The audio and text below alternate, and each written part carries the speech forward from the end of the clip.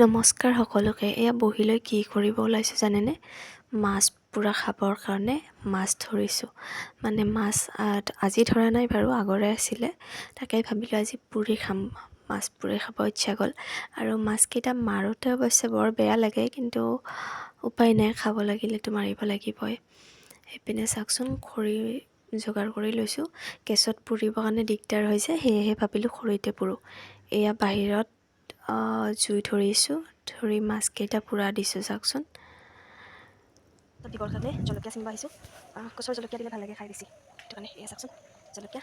এতিয়া জলকীয়া ছিঙিম কেইটামান বাৰু দিব নোৱাৰি, কাৰণ মই জলকীয়া বেছি খাব নোৱাৰোঁ যে, বেছি মানে মই খাবই নোৱাৰোঁ জলকীয়া যদি মোৰ ওচৰত মানে বেলেগ কোনোবাই খায় তেতিয়াই হৈ যায়, আৰু মোক তথাপিও জলকীয়া মানে লাগি যায় মুখত, তথাপিও ছিঙিছোঁ। আৰু এইফালে মাছকেইটা আনি লৈ, পুৰা মাছখিনি আনি লৈ চাফা কৰিলোঁ।